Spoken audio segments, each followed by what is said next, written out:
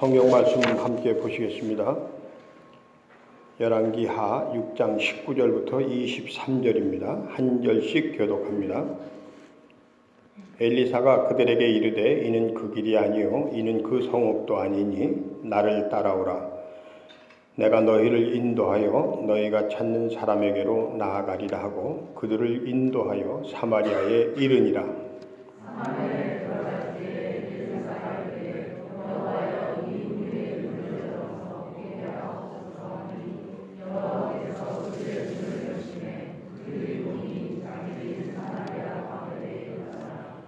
이스라엘 왕이 그들을 보고 엘리사에게 이르되 내 아버지여 내가 치리이까 하니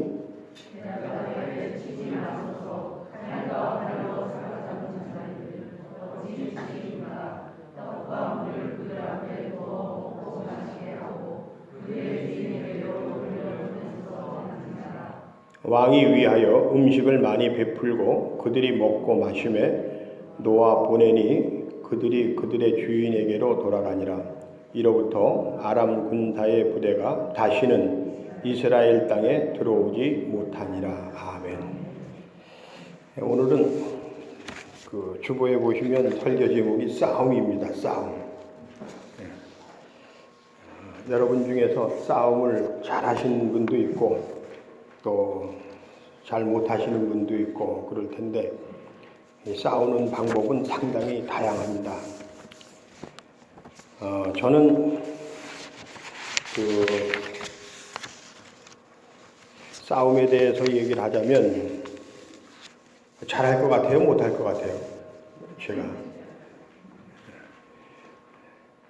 저는 이제 이 손과 발을 이용해서 이제 몸으로 싸우는 싸움은 사실 좀 잘하는 편입니다. 아마 저 이길 사람은 별로 많지 않을 거요. 그런데 이 머리를 써서 싸우는 데는 제가 아주 하수예요. 그건 또 아주 못합니다. 지난주에 재미있는 얘기를 하나 들었는데 손희혁 집사님이 오목을 잘 둔답니다. 그런데 한 2년 전에 청한이하고 손희혁 집사님은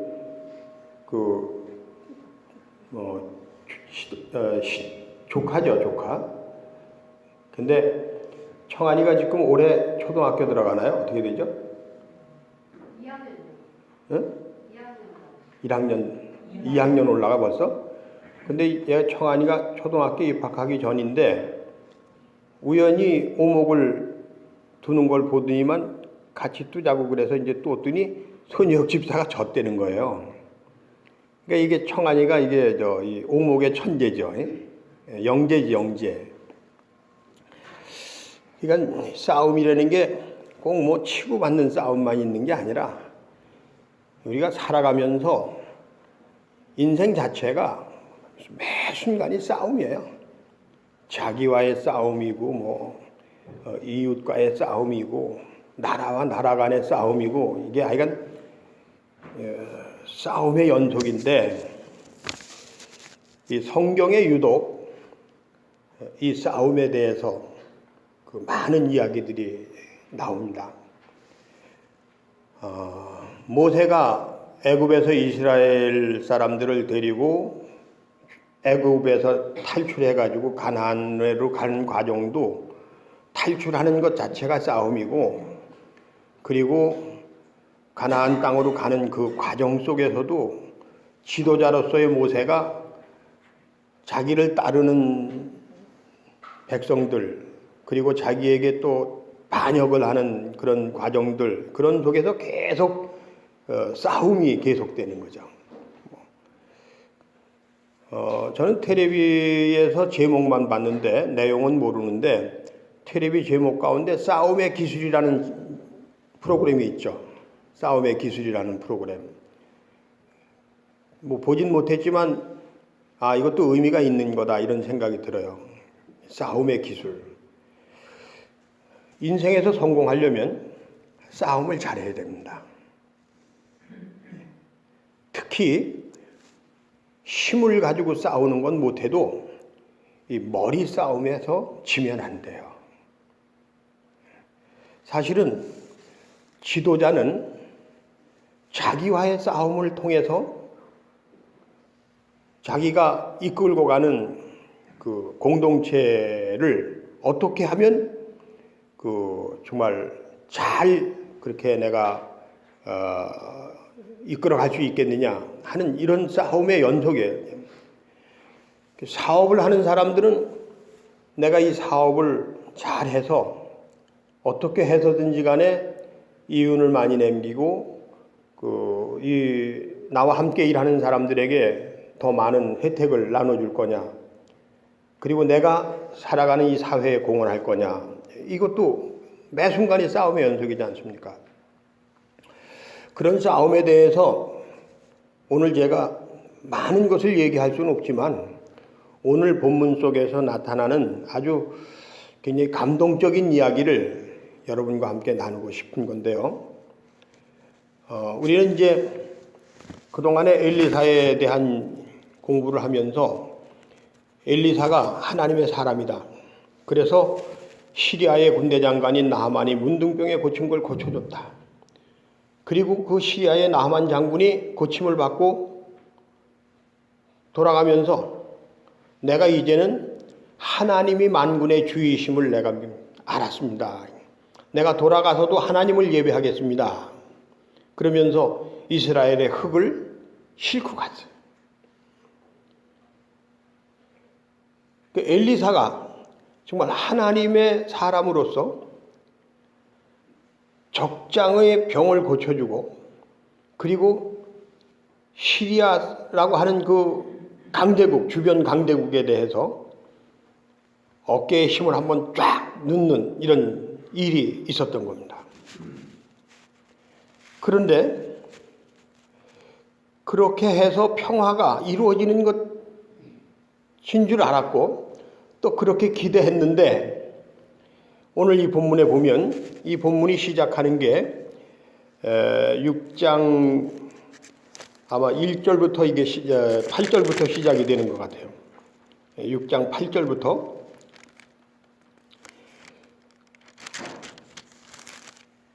이 아람 군대가 이제 이스라엘을 치기 시작하는 겁니다. 근데 어떻게 치느냐 하면 이스라엘 사람들이 자주 지나다니는 길목에 가서 숨어 있다가 전멸을 시키는 거예요. 그런데 그런 계획을 은밀히 계획을 했어요. 신하들하고 아람 왕이, 시리아가 아니고 제가 착각을 했어요. 아람 왕이 은밀하게 계획을 짜가지고서 길목을 지키다가 이제 이스라엘 사람들이 지나가면 그것을 전멸시키는 이런 작전을 짰어요. 그런데 이상하게도 매번 그게 발각이 돼요. 이스라엘 사람들이 그걸 먼저 알고 그 길로 가질 않아요. 그러니까 이 아람 왕으로서는 자기의 작전이 계속해서 실패하게 되니까 이게 도대체 웬일이냐, 우리 중에 누군가가 스파이가 있는 거 아니냐, 그래서 우리가 계획한 것을 저 이스라엘 사람들에게, 이스라엘 왕에게 가서 일러주는 사람이 있지 않느냐.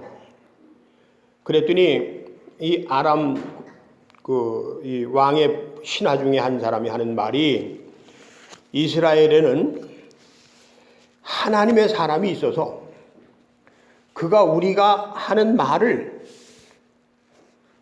다 알고 그리고 거기에 대해서 대책을 세워서 이렇게 하기 때문에 우리가 매번 이렇게 질 수밖에 없습니다.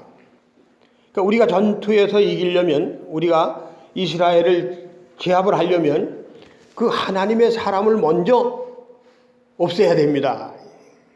그래서 이제 아람 왕이 아주 중무장을 한 그런 말 기병과 군사들을 데리고 엘리사가 있는 도단이라고 하는 곳으로 이제 파병을 해서 엘리사를 죽이러 갔습니다. 그래 가서 엘리사가 있는 그 성읍을 포위를 했어요. 엘리사의 시종이 그것을 보고 급히 뛰어와서 주인님 큰일 났습니다. 아람 군대가 와서 우리 성을 다 포위해버렸습니다. 저걸 보십시오. 그랬더니 그때 엘리사가 하는 말이 걱정하지 말아라. 저들보다 우리 편이 더 많다. 아니 무슨 얘기입니까? 우리 편이라고는 이 도단성 안에 있는 이 보잘것없는 사람들밖에 없는데, 평범한 사람들밖에 없는데 무슨 소리 하십니까? 우리가 저들을 어떻게 이길 수가 있겠습니까? 그러자 엘리사가 기도합니다. 하나님, 시종으로 하여금, 이 종으로 하여금 눈을 뜨게 하셔서 우리 군사를 보게 하옵소서.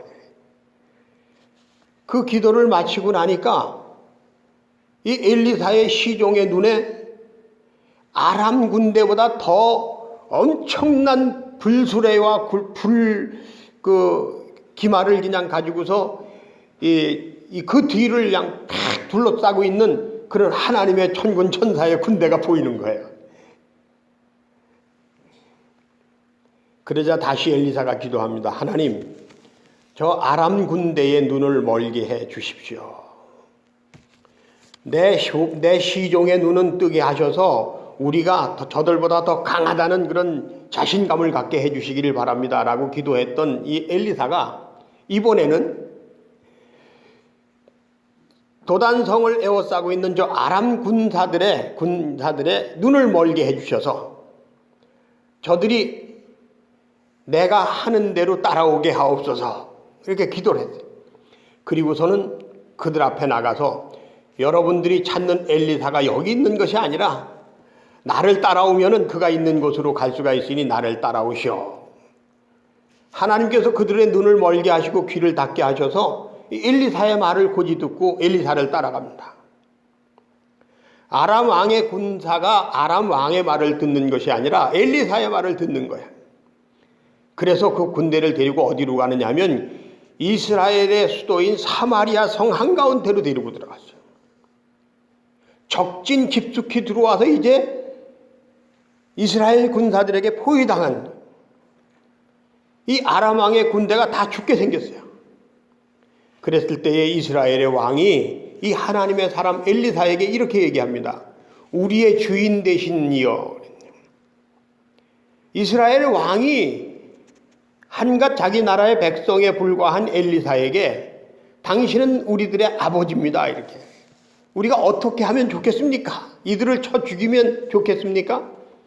이제는 그냥 앉아서 칼장난만 하니 이들 다 죽일 수 있는데 그렇게 하는 것이 옳은 것이겠습니까?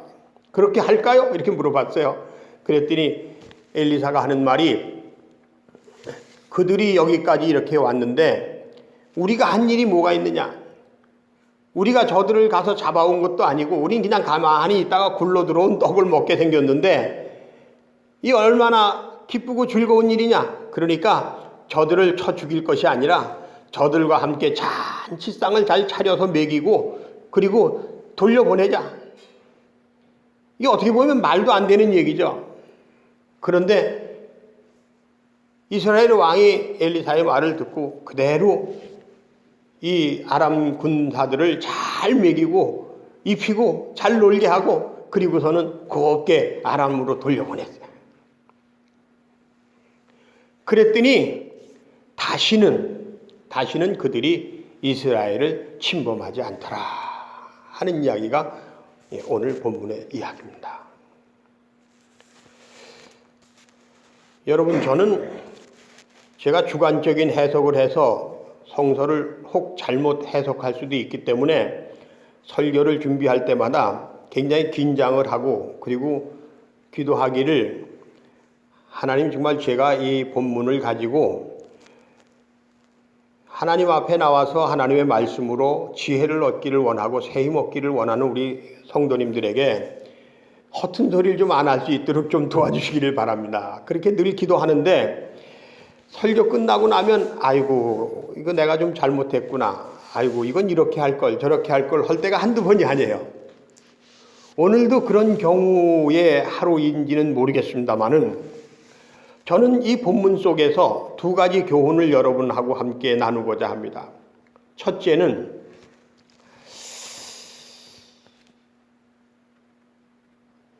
엘리사가 상당히 어렵고 힘든 그 곤란한 상황 속에 처할 때마다 기도했다라고 하는 점입니다. 하나님 정말 이렇게 말하자면 어려운 상황인데 이런 일이 생겼는데 이거 어떻게 하면 좋겠습니까? 이거 이렇게 해야 될 것 같은데 하나님 이렇게 좀 해주세요. 그러면서 기도하는 거예요. 근데 그 기도의 내용들이 하나하나가 굉장히 그 가슴에 찡하게 다가와요. 자기의 종이 그 아람 군사들을 보면서 군대를 보면서 겁을 먹고 그리고 이제 우린 다 죽었습니다. 그럴 때 엘리사가 한 기도는 뭐냐면 하나님 저가 우리 편이 저보다 더 많다는 것을 이게 끝이 아니라고 하는 것 오히려 우리가 이길 수 있다고 하는 그런 자신감을 가질 수 있도록 해주시기를 바랍니다 라고 기도하거든요. 여러분들이 가정에서 남편과 아내가 함께 살아가면서 혹은 이웃과 함께 살아가면서 혹은 자식들과 함께 살면서 아니면 부모님을 모시고 살면서 가끔 가다가 뭔가 좀 곤란한 상황이 벌어지면 우리가 대부분 반응하기를 어떻게 반응하느냐면 그게 말도 되는 소리를 해야지 그게 무슨 소리야 그거 아니야 그렇게 해갖고 일이 되겠냐 너 머릿속에 뭐가 들었길래 그 정도밖에 생각 못하니 아마 그렇지 않겠습니까? 왜 또 그런 소리를 하느냐 그러고 그런데 엘리사는 그런 때에 자기의 시종이 진실을 볼 수 있도록 자신감을 가질 수 있도록 그렇게 하나님께서 도와주시기를 바라고 기도했다는 겁니다. 자, 우리 기죽지 말고 그렇게 하지 말고 이렇게 한번 해보자. 우리도 할 수 있다. 라고 하는 그런 이야기를 함께 나누었다라고 하는 이야기도 되지 않겠습니까? 갑자기 이제 이 얘기를 하다가 보니까 민성숙 권사님이 눈에 띄는데 무슨 얘기인지 아시겠죠? 민 권사님이 겁도 없이 지금 강원도 교육감에 출마를 한단 말이에요. 그러니까 출마자들 가운데 스펙이 제일 약할 거려 아마. 다른 분들은 무슨 대학 총장 한 사람도 있을 테고 하여간 장학사 한 사람도 있을 테고 하여간 교육감 한 사람도 있을 테고 교육장 한 사람도 있을 테고 그런데 기껏 해봐야 중학교 교사 하다가 말았거든요. 시의원하고. 그랬으니까 아마 막막할 거예요. 그리고 여러분들도 생각할 때 그게 되겠어? 이렇게 생각할 수도 있을 거고 저는 어떤 생각이냐면 이게 될까? 이런 생각이 이거 어떡하지? 내가 이거 도와주긴 도와줘야 되겠는데 어떻게 도와줄 수가 있지? 이렇게 생각을 해요. 그런데 하나님께서 저가 어려서부터 하나님의 사람으로서 이 나라 이 민족의 미래라고 하는 것이 교육에 달렸다. 그런데 오늘 우리 한국 사회의 교육의 현실을 보면 이렇게 교육을 해갖고서는 우리의 미래가 좀 암담하지 않겠느냐. 그러니까 내가 선생으로 만족할 것이 아니라 내가 교육을 시행할 수 있는 자리에 올라가서 참교육이 이루어지도록 한번 해야 되겠다. 이거 하나님의 사람으로서 누군가는 해야 되지 않겠느냐. 그런 마음을 가지고 하나님 내가 스펙은 없지만 교육감이 돼야 되겠습니다. 이렇게 하고 나가는데 하나님 사람들이 저의 진심을 좀 볼 수 있게 해주시기를 바랍니다. 그리고 저가 가지고 있는 그런 생각들이 펼쳐질 수 있도록 저에게 지혜를 주시고 능력을 주시기를 바랍니다. 저가 그런 일을 행할 수 있는 그런 하나님의 사람이 될 수 있도록 도와주시기를 바랍니다. 이렇게 기도할 수밖에 없지 않겠어요? 저는 오늘 본문 속에서 우리가 살아가다가 어떤 어려움에 처했을 때에 그 어려움을 어떻게 이겨낼 수 있을까를 생각하면서 기도하는 사람, 그냥 무조건 뭐를 달라 그러는 사람이 아니라 정말 대안을 가지고서 하나님의 나라를 위해서, 하나님의 영광을 위해서, 내가 살아가는 삶의 행복을 위해서, 모든 사람이 함께 즐거워하는 것을 위해서 어떻게 하면 될까를 생각하면서 기도하는 사람이 되자. 저는 이번 명절을 지내면서 모처럼 좀 특별한 기도를 한번 해봤습니다.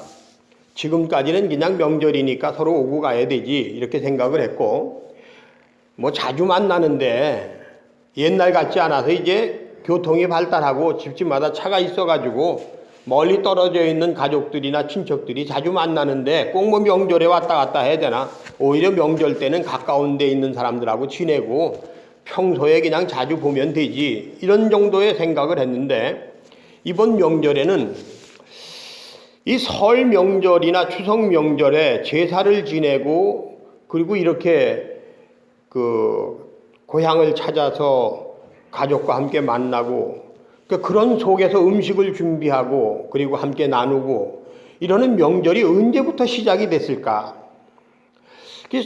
제 나름대로 생각하면서 좀 이렇게 들리는 대화 중에 이제 이야기들을 듣고 이렇게 하다 보니까 이게 그렇게 오래된 풍속이 아닌 거예요. 굉장히 유교적인 풍습인데 조선 중기나 아마 후기쯤 이게 시작이 돼가지고서 명절에 제사를 지내는 그런 풍속들. 근데 과연 이런 풍속이 옳은 것일까? 이것이 정말 이대로 계속되어야 될까? 라고 하는 생각을 해볼 때, 이 명절 때 스트레스를 받는 사람들이 너무 많다는 얘기가 자꾸 들리잖아요. 명절에 너무 힘이 들다는 얘기를 하잖아요. 오늘 아침에 제가 안도하 권사님이 뭘 좀 명절 뒤끝에 목사님 잡숴보라고 뭘 갖고 오시길래 만두는 없냐 그랬더니 만두 해놓은 거는 애들이 다 가져가서 없대는 거야. 그러니까 결국은 맛있는 건 다 자식들 주고 목사님한테는 이제 그러면 안 돼요. 근데 이게 내가 만두를 어떻게 알았냐면 앙권사님이 누구를 저녁을 먹으러 오라 그래가지고 만두 했다고 먹으러 오라 그래서 거기 가서 가서 먹고 온 사람이 저한테 고자질을 했어요. 제가 나는 왜 안 부르지 이제 이렇게 얘기를 했었는데, 근데 하시는 말씀이 뭐냐면 아주 혼났어요. 아주 죽겠어요. 다시는 아주 안 했으면 좋겠어요. 이런 얘기를 하신단 말이에요. 이게 대부분 우리가 입에 뱉는 얘기예요. 실제 마음, 속마음은 그게 아닌데, 뭐 일을 했고 힘들었어도 즐겁고 행복한데, 그런데 이제 겉으로는 이제 죽겠다 이렇게 얘기하는 거죠. 사람들이 그런 데입니다. 어디가 그러니까는 교회 가야 돼. 교회 또 가 그러면 그러게 말이야 아주 그냥 죽겠어 이런 데는 거예요. 그래서 하는 데니까 그러면 전도 나오지 말지 이런 데는 거예요. 그냥 죽겠다는 말을 하는 거지 진짜 죽겠다는 건 아니죠. 네. 그렇지만 이 명절 풍습, 이 제사의 풍습 때문에 어떤 사람은 아주 명절 내내 먹고 놀고 신나는 사람이 있는가 하면 어떤 사람들은 또 명절 내내 그냥 음식하고 치우고 막 이러는 일들이 많이 있거든요. 노동을 하는 사람들은 모르겠습니다만 저는 이제 나름대로 좀 시간이 많이 있는 사람이니까 가끔씩 제가 설거지도 하고 이제 뭐 이렇게 차대접도 하고 이러면서 지내는 시간이 많은데, 이거 하다 보니까 이게 보통 일이 아닌 거예요. 손님 그저 몇 분 왔다 간 것 같은데 이게 차그릇 닦는 이것만 해도, 과자 그릇 같은 거 이거 치우고 닦는 것만 해도 이게 일이더라고요 이게. 근데 명절에 보통 일이 아닌 거죠, 명절을 지내는 게. 그래서 꼭 먹고 마시고 또 제사 음식을 차려놓고 이렇게 명절을 지내야 되는 건가 라고 하는 생각을 깊이 해보는 거죠. 그러면서 기도하는 겁니다. 하나님,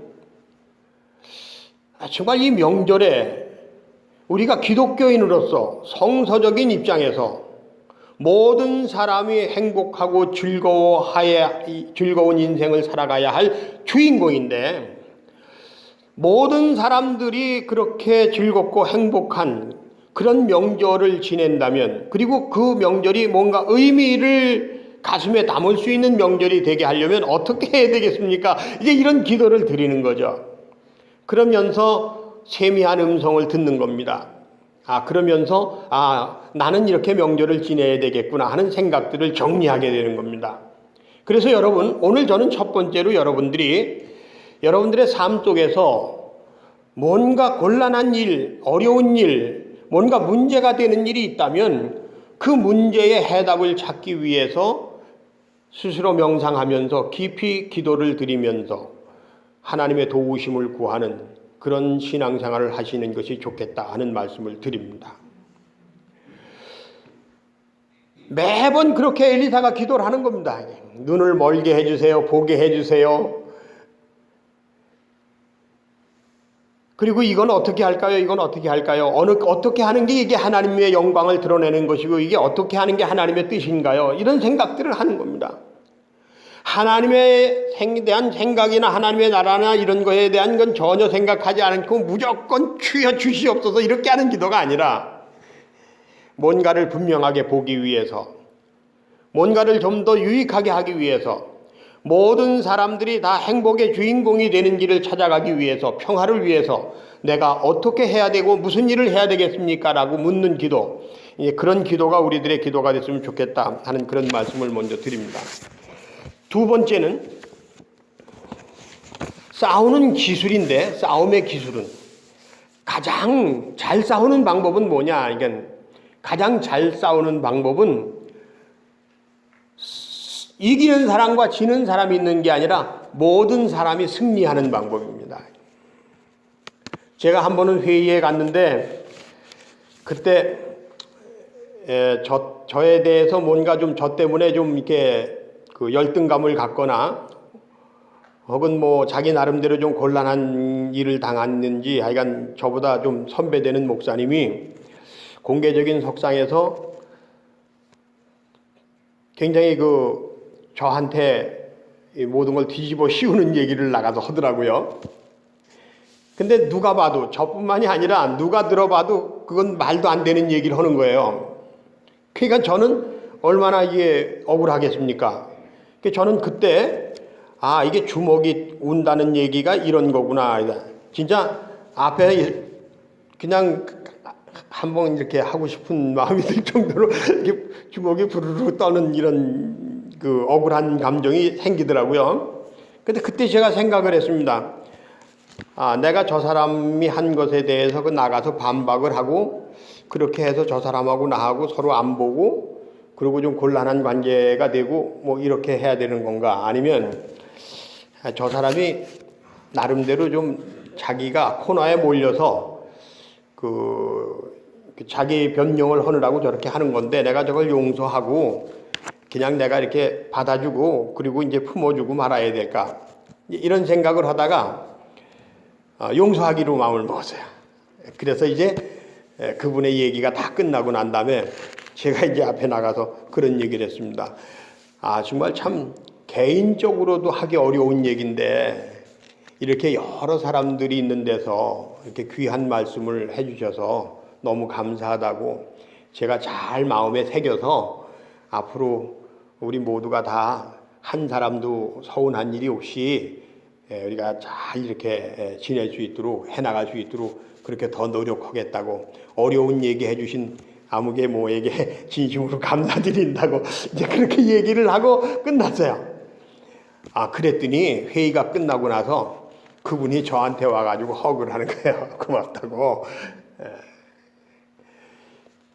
그리고 다른 사람들이 다 목사님 잘하셨다고 아주 오늘 감동받았다고 이제 이런 얘기들을 하는 거예요.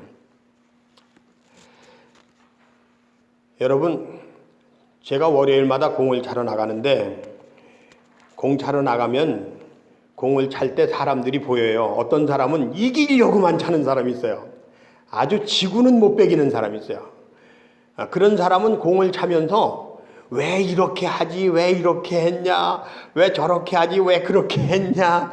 뭐 너는 들어와라, 너는 나가라, 뭐 좀 벌려라, 좁혀라, 뭐 잔소리를 엄청나게 해요. 공 차는 사람들이 스트레스를 받아요. 근데 어떤 사람은 됐어요, 괜찮아요, 예, 알았습니다 이러면서 또 차요. 이기는 게 목적이 아니라 내가 좋아서 하는 운동인데 내가 즐겁게 하기를 생각을 해요. 그래서 자기가 불행해지지 않으려고 노력을 하는 거야. 여러분, 명절에 운전하는 사람들이 어떤 사람은 빨리 가려고 하는 사람이 있는가 하면 어떤 사람은 명절에 특히 조심해야지, 안전하게 다녀야지, 이렇게 생각하는 사람이 있어요. 오늘 우리가 세상을 살아가는데 어떤 생각을 하고 살아가느냐 하는 것이 굉장히 중요합니다. 요 며칠 상간에 보니까 열린우리당인가요? 뭐 하여간 민주당인가 더불어민주당인가 박영선 의원이 평창에 이제 게스트로 초대를 받아서 갔는데 거기 위원장이 이제 당신 나라의 이 윤성빈 선수가 금메달을 땄으니 가서 좀 축하를 해주고 가면 어떻겠느냐. 그래가지고서는 안내를 해줘서 거기 선수들만 있는 거기까지 가서 막 사진을 찍고 이제 꽃다발을 주고 이렇게 응원을 좀 해준 것 같아요. 격려해 준 것 같아요. 잘했다고. 그랬더니 이제 국회의원이라고 하는 특권을 가지고 뭐 거기까지 들어갔냐 어쨌냐 뭐 이런 얘기들이 있었나 봐요. 그러니까 이제 이분이 죄송하다고 내가 다른 선수들도 있는데 이 윤성빈 선수한테만 가서 격려하는 이런 모양새를 갖춰서 죄송하다고 이제 미안하다고 이렇게 사과를 발표를 했어요. 근데 실상은 그렇게 안 하고 난 잘못한 게 없다. IOC 위원장이 여기까지 왔으니까 가서 좀 격려해 주면 어떻겠느냐. 거기 한번 가자. 그리고 안내를 해줘서 따라갔다가 그렇게 됐다. 사진 찍은 게 이렇게 된 거다. 뭐 이렇게 얘기할 수도 있지 않겠습니까? 그런데 내가 죄송하다고 다른 사람들에게 이렇게 마음에 불편함을 줬다면 본의 아니게 이렇게 주게 돼서 아주 죄송하게 생각한다고. 이런 생각, 이런 철학을 우리가 좀 가져야 되지 않겠습니까? 살아가면서. 그냥 나는 그런 뜻으로 한 게 아니고 나는 이런 뜻으로 하는데 내가 옳은데 너는 틀렸는데 막 이런 게 아니라.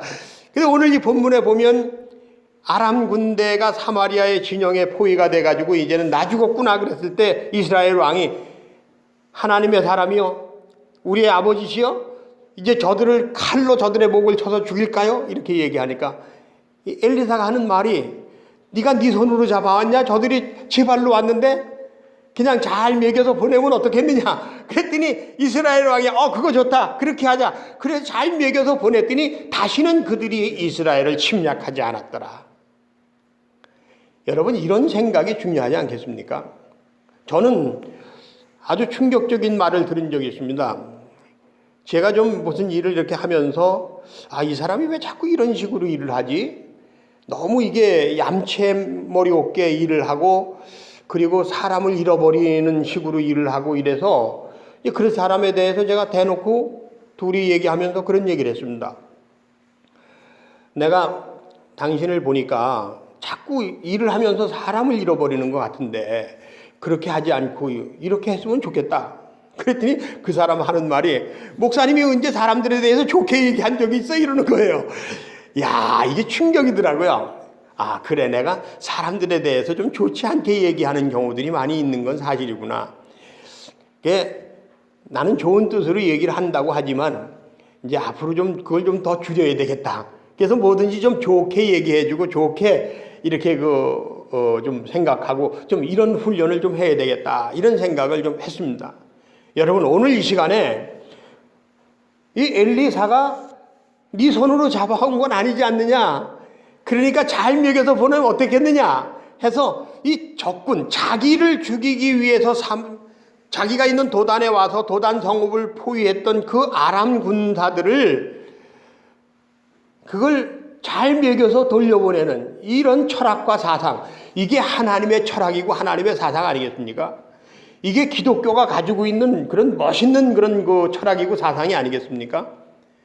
우리 예수 믿는 사람들이 우리의 삶 속에서 이런 생각을 가지고 살자. 이런 생각을 가지고 살자. 어떤 사람이 정말 가난한 사람인데 없이 사는 사람인데 집을 나서서 길을 가다가 차에서 떨어지는 조그만 가방 하나를 주셨어요. 거기에 돈이 가득 들어있어요. 이걸 가지고 목사님한테 찾아가서 상담을 했어요. 목사님 이렇게 주셨습니다. 이걸 내가 어디다 갖다 줘야 되겠습니까? 그 목사님 생각에도 그 네가 그냥 돈도 없고 그런데 그냥 가지고 집으로 가지 왜 일로 가지고 왔니? 이런 생각이 드는 거예요. 그런데 그분이 하는 말은 뭐냐? 나는 돈다발을 주신 것이 아니라 유혹을 만났다 이렇게 생각하는 거예요. 그래서 그 유혹에 넘어가지 않기 위해서 먼저 목사님한테 찾아와서 목사님한테 이런 얘기를 하면서 이걸 어디다 갖다 주면 되겠습니까? 이제 의논을 했던 거예요. 생각이라고 하는 것은 우리를 바꿔줍니다. 내가 오늘 어떤 생각을 하느냐에 대해서 나의 미래가 결정되는 겁니다. 저는 우리 딸이 농사를 짓겠다고 생각을 하는데 과연 앞으로 어떻게 농사를 질 수 있을까? 땅도 한 평 없는데 근데 농사 짓고 있는 뭐 이런 그 바탕이 하나도 돼 있지 않은데 근데 오늘 아침에 어떤 그 다큐 공감을 보니까 TV에 저 충청북도인가요? 음성군의 그 감곡면에 사는 30대 중반의 부부가 돼지 농사를 짓네. 돼지 농사, 축사를, 돼지 돈사를 하는 거예요. 그 돼지를 기르는데 저런 생각, 우리 딸하고 같은 생각을 가지고 있구나. 이게 뭐냐면 행복한 사람들이 행복하게 기르는 돼지가 행복하게 자라다가 사람들에게 가는 그런 농사꾼이고 싶다. 그런 얘기야. 여러분 어떻습니까? 여러분들이 농촌에서 사는 게 내가 배우지 못하고 가진 게 없어서 어쩔 수 없이 농촌에서 지금까지 그냥 그렇게 할 수 있는 게 이것밖에 없어서 이렇게 살았다. 자식들 먹여 살리기 위해서 내가 이렇게 사는 거다. 이렇게 생각을 여러분들이 했다고 하더라도 앞으로는 제가 누누이 말씀드린 것처럼 야, 나는 정말 이 험한 세상 속에서 도시가 아닌 이 자연 속에서 이렇게 살았구나. 본인은 아니었지만 내가 행복한 사람이었구나. 내가 앞으로 남은 시간도 이렇게 행복한 마음을 가지고 우리 교인의 말처럼 바람 소리를 들을 수 있어서 좋고 햇빛을 느낄 수가 있고 밤하늘의 별을 볼 수 있어서 좋고 그렇게 농사 지면서 행복한 사람이 행복하게 농사 짓는 것 그래서 행복한 그런 곡식을 사람들에게 나눠주는 그런 농사꾼으로서 살아가야 되겠다고 하는 이런 생각을 가지고 살아가는 게 중요하지 않겠느냐 그런 얘기입니다. 농촌 목회자로서 살아가는 저도 그런 마음을 가져가야 합니다. 여러분 이전에나 지금이나 마찬가지로 이스라엘이 시리아와 아람 사람들에게 둘러싸여서 늘 공격을 당하면서 그 어려움 속에서 어려움을 헤쳐나가는 그런 민족으로서 살아가는 것처럼 우리 대한민국도 중국이라든지 러시아라든지 일본이라든지 미국이라든지 강대국들 틈바구니 속에서 어떻게든지 살아가려고 몸부림치는 그런 민족인데 우리가 여기서 살아갈 수 있는 방법이 뭐가 있겠습니까? 싸워서 이길 수가 있겠습니까? 우리 조상들은 옛날부터 싸워서 이긴다고 하는 생각을 포기한 것 같아요. 그래서 늘 평화주의자로서 살았는지 모르겠습니다. 그래서 하얀색을 유독 좋아하는지도 모르겠습니다. 그래서 보통 때는 개개인이 강하게 개인주의가 강한 것 같지만 어떤 국가적인 문제가 있거나 어려움이 있을 때는 어떤 나라보다도 더 단단하게 결속하고 단결하고 하나로 뭉치는 이런 힘이 있는 민족이 아니겠습니까? 우리가 이길 수 있는 방법은 평화밖에 없지 않겠습니까? 싸워서 이기는 게 아니라 손을 맞잡고 상대방을 감동시켜서 우리를 도와줄 사람은 하나님밖에 없다는 거예요. 그래서 전 세계 모든 나라들의 애국가를 보면 애국가가 전부 그래요. 우리는 형제, 우리는 한 땅, 이 나라, 이 해가 뜨는 나라에서 함께 살아가는데 서로 형제의 우애를 더하고 서로 사랑하면서 서로 더 행복하게 살아가자 막 이런 노래들이에요 다. 그런데 저는 한때 우리 애국가를 부끄러워한 적이 있었습니다. 왜냐하면 애국가 첫머리가 동해물과 백두산이 마르고 닳도록 하나님이 보호하사 이게 손을 내미는 나라의 손을 내미는 민족 이거 좀 치사하고 창피하다 그런 생각을 가진 적이 있었습니다. 그런데 그 속에는 하나님 우리는 싸워서 이기는 것이 아니라 하나님의 계획과 하나님의 섭리와 하나님의 목적을 이루어서 세계의 평화를 위해서 일하는 민족이 되게 해주시기를 바랍니다 하는 그런 의미가 거기 있는 건 아닐까 그런 생각을 해보는 겁니다. 여러분 참으로 행복한 아침입니다. 명절을 지내면서 하나님 앞에 나와서 우리가 하나님을 만나는 순간에 우리들의 삶의 변화의 기적이 나타나기를 간절히 축원합니다. 다 같이 기도하시겠습니다.